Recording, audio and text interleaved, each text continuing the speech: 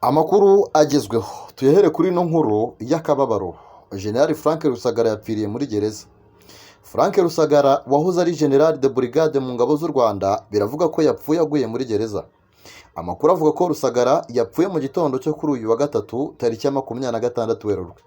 Rusagara akiri umusirikare yabaye umunyamabanga mukuru wa Minisiteri y'Ingabo ndetse anaba defense attaché muri ambasade y'u Rwanda i Londres mu gihugu cy'Ubwongereza.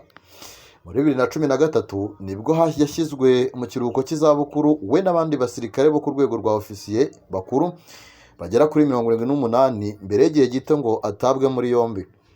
Muri 2014 nibwo Brigadier General Retired Frank Rusagara yatawe muri yombi mbere yo gukatirwa imyaka 20 y'igifungo n'urukiko rwa gisirikare rwamuhamije ibyaha birimo kwamamaza nkana ibihuha no gukomesha rubanda arwangisha ubutegetsi buriho, gukora igikorwa kigamije gusebya leta ari ubuyobozi ndetse no gutunga imbunda binyuranyije n'amategeko. Uyu mugabo ubwo yakatirwaga gufungwa yari hamwe na Colonel Tom Byabagamba wahoze akuriye abasirikare barinda Perezida Paul Kagame, we wakatiwe imyaka 21 no kwamburwa impeta zose za gisirikare.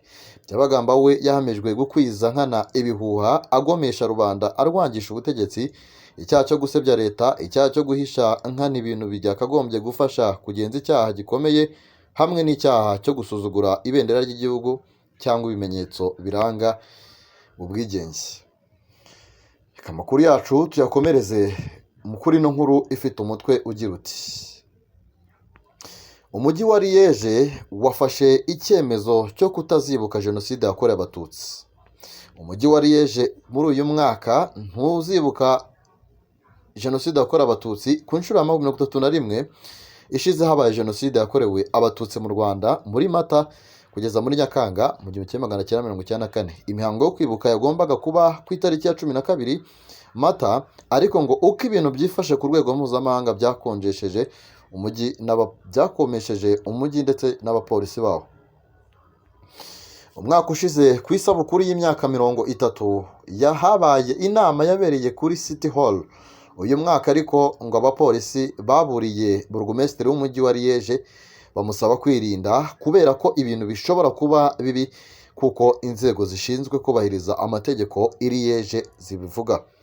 Umuvugizi Jadaraka Rozina yasobanuye agira ati hakozwe isesengura ry'ingaruka.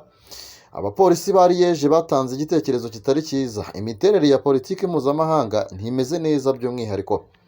Ikinyamakuru Libre Belgique dukesha iyi nkuru kivuga ko ibintu bimeze ku rwego mpuzamahanga ari u Rwanda rwahagaritse umubano n'Ububiligi, hari intambara mu burasirazuba bwa Kongo kandi u Rwanda ari rwo abanyekongo bashinja kuba inyuma y'umutwe wa gisirikare wa M23.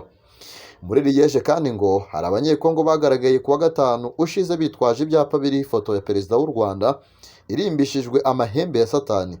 Umujyi wa Liège rero ngo ntushaka guha amahirwe imiryango yombi guhangana, wakurikije inama za polisi kuguma utabogamye.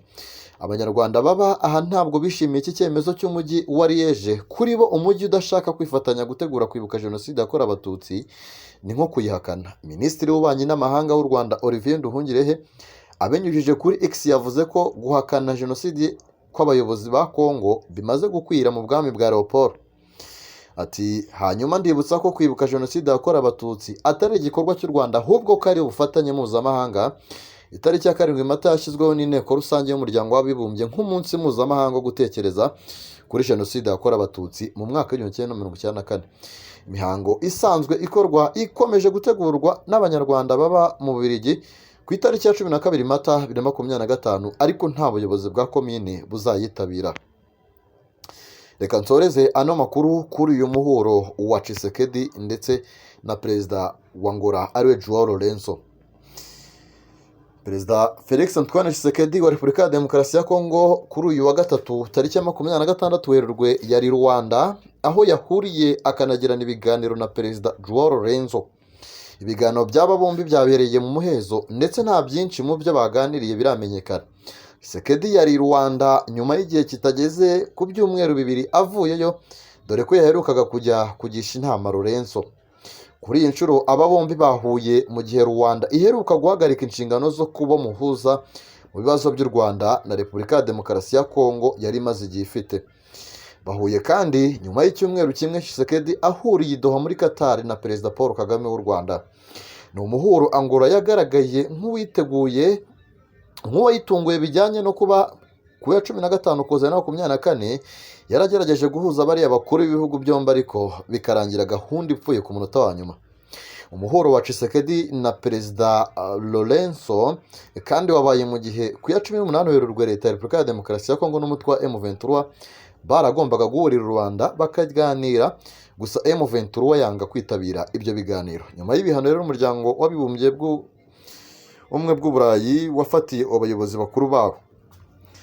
Mukande subscribe rero inkuru yose twazikeshaga ikinyamakuru Bwiza, mukande sabone ahangaha ku makuru agezweho, nzajya mbazanira amakuru agezweho rwose. Icyo musabwa ni uko mwaramaze kwiyabonesha ahangaha kugira ngo uzajye uba uwa mbere kuko wabasha kuba wakonsoma amakuru mashyashya agezweho. Komeza ugire ibihe byiza.